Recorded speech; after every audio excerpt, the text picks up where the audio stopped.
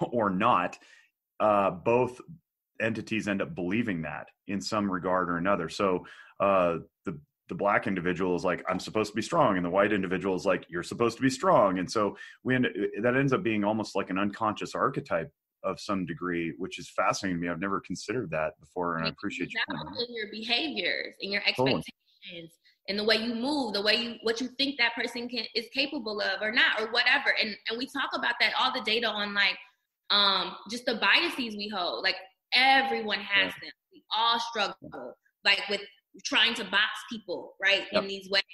But it's really important for us as providers to be conscious of that and intentional of what that could mean for someone's health, right? It's really important for police officers to be really intentional and purposeful about knowing that we know bias exists. What does that mean for how we protect the world, right?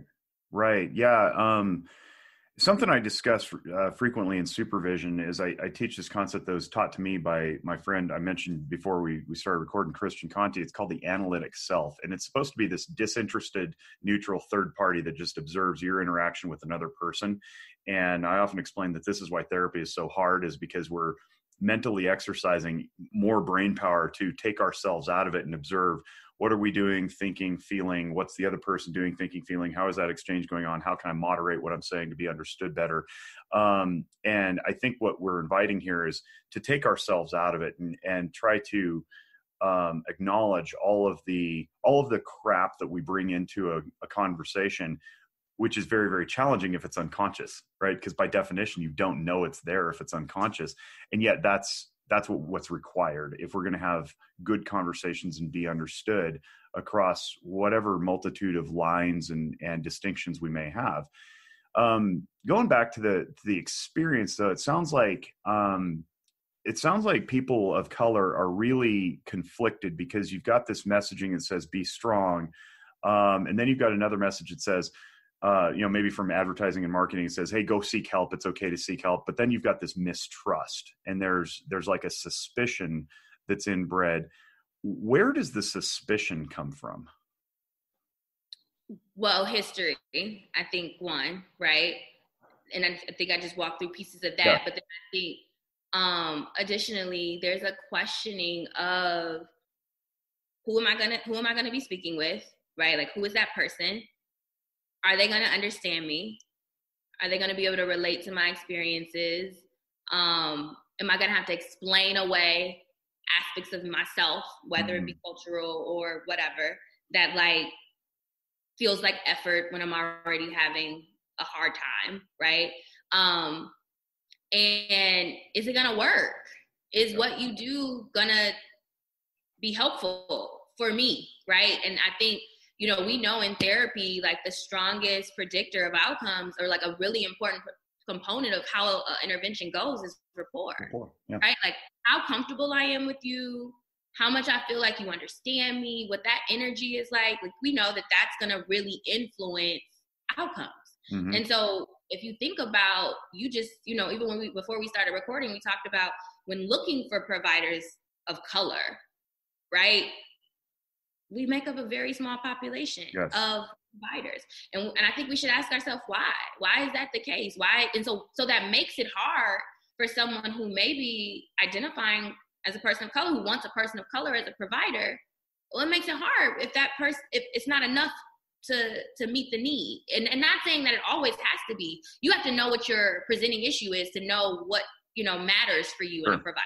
Because some people are like, oh, I actually need to see the exact opposite of me because I don't want to deal with judgment or whatever their reasons are, right? Like I've seen people tell me, I want this type of provider or that type of provider. Help me figure that out. And I think it's important for that comfort when you come into a space.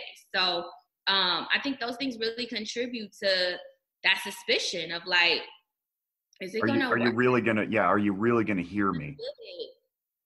I don't know. And history has told me that you may not have always been on the side of making sure that my values, my health, my whatever is of top importance, right? And so I'd be nervous too. And so that's when I tell people that I'm like, I want to meet people where they are. And like, that's a very real thing. All those things can exist and all those things can be hard. And that's where Black Mental Wellness came in. Like, how can we make that easier? How can we provide more information, or, strategies. I mean, even people reaching out and like, we've been like helping people find providers, right? Like, okay, so what are your needs, or what's your insurance? Like, let me help you do that. Cause sometimes the task itself creates the barriers because it's unfamiliar. I say all the time, like, we have all these initials at the end of our names. If I wasn't in the academic world, this is alphabet soup to me. Yep. Like PhD, MD, PsyD, LMFT, LMSW, like, what? Like, how do you know who I'm even seeing? What does those letters mean after your name? If there's no education around it because you're not really exposed to it, and this is your first time in this system, it's just a lot of unknowns. It's a lot of questions. And on top of that, I mean, I look at some of our Psychology Today profiles too, and they all kind of just sound the same. It's like, okay, which person, if I don't really like, if this isn't my field or this isn't what I do. So most people are just going off their, if they have insurance, going off their insurance checklist to say, I mean, and those don't even include pictures. So if you have a preference around race or identity in any way, you don't even have a way to know. You may try to guess using a name, but how effective is that? Right, totally. So it's a good segue into what I was going to ask next, which is how, right? How do we improve the situation? Obviously, there could be recruitment efforts made to grow therapists of color, or clinicians of color. That only goes so far. You got an existing body of providers like myself who are, eager, and I like to think I'm non-judgmental, and I meet people where they are, and I try to skirt experiential comparison and go more toward emotional experience so that we can validate and move forward, and that kind of thing. It takes it out of content, moves it into process. What can we do to train up clinicians like myself, who, I'm a white male born and raised in Reno, Nevada. I'm fifth generation. Like I just don't experience a lot of people of color. And yet the more experience I get, the less I think I know, which I think is the way of lifelong education. Right. So it seems like it almost seems like a really daunting task to say, well, I'm at an arrival point where I'm comfortable advertising myself, which then seems disingenuous, right? Like, hey, I'm good with people of color. You can ask me, and people of color are going to be like, really? Yeah, you look a little pasty to me. So, how do we do that?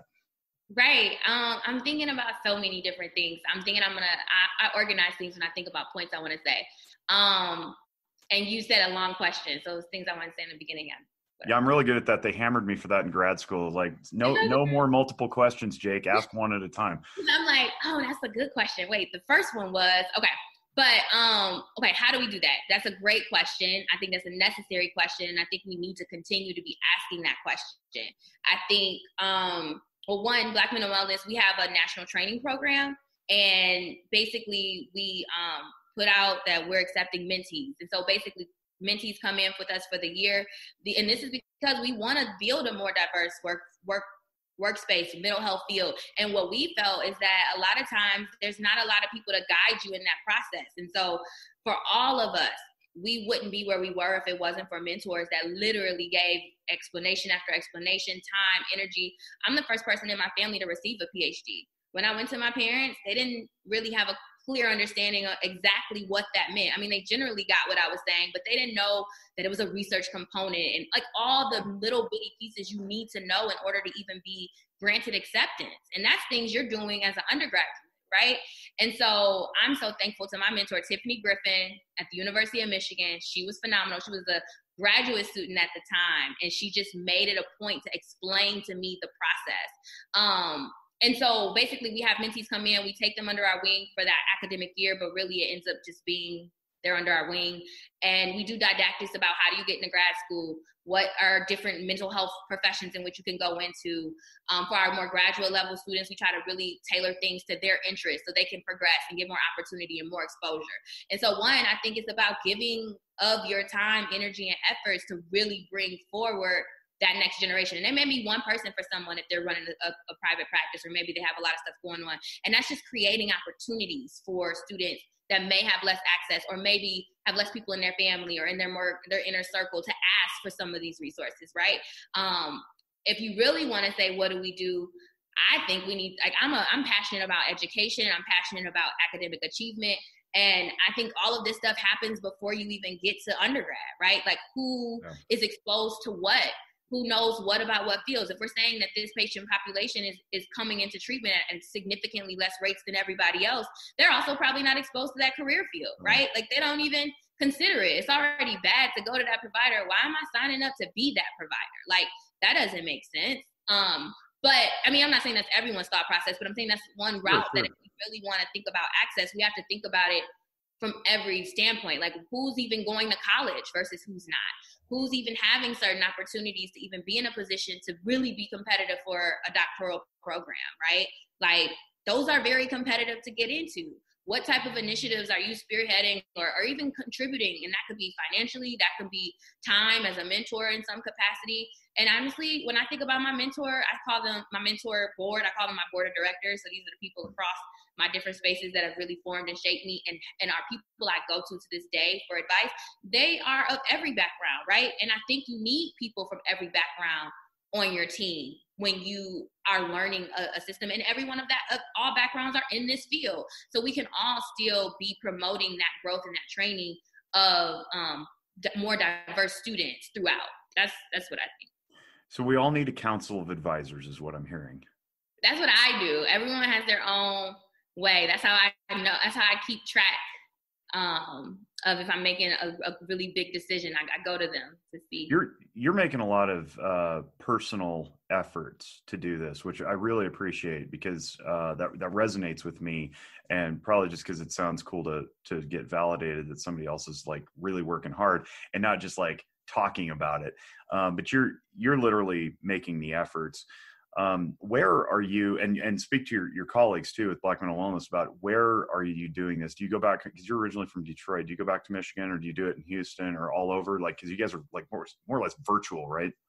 Yeah, so, and we started that way. So I like to always start that way. Like when Nicole brought us together, I know I said we all had the same, well, 3 of us had the same advisor, and then Nicole did a postdoctoral fellowship with Dana Cunningham, and that's how this group formed. And she's kind of like the meat that brought us together. But we started as a conference call. It was just like, hey, we all are passionate about this thing. Like, let's just get on this call. Let's like talk about what it could be. And we literally just hashed out, like, at first we thought it was just a good thing to do. I don't know if I was, I was like, this is just a really good thing to do. I don't know how it's going to go. Let's like, I have a vision for all the different ways it could look. And it took off because the need was so there, right? So like once we established ourselves and like we put together the website, we wanted to make these free resources. We wanted to make information just like easy to translate in lay terms. So that's where social media came in, right? Like how do we, bring that into the loop? And so we're all in these different places. So Nicole was in DC, Dana's in Maryland, but very close to DC. I was in Michigan at the time working at U of M, but I'm from Detroit, so I was back and forth to Detroit. And then Jessica was in Atlanta, and then we would just take contracts where they came. And so our contract for Detroit allowed, like the budget allowed for them to fly in. If we had something somewhere else, we would all consult on it and maybe like present, or maybe one person would present or 2 people. We would just take people from the team, and it's everywhere. So, and now it's actually helpful for us because a lot of things are happening virtually. And that's already kind of how we meet. Yeah, as I was explaining in the beginning before we started recording, I like the podcast to be encouraging and uplifting. So if somebody's listening and they're like, "Oh, I could totally do that," because it can seem intimidating when you look at a website like your guys and you go, I don't even know how to start something like that, right? And you start with a phone call. It's just like some people connected through a common person or common academic program, and that's awesome. That's how the world should work. But if you could please describe what you alluded to the Detroit contract in the schools. You mentioned you're teaching social and emotional learning, and y'all get to go up there and teach together. Apart from that, what else have you gotten to do? So it kind of highlights for the listening audience what's possible out of this thing that sort of just grew out of nowhere. It was very organic, right? Yeah. Okay. You did the 2-question thing. I know.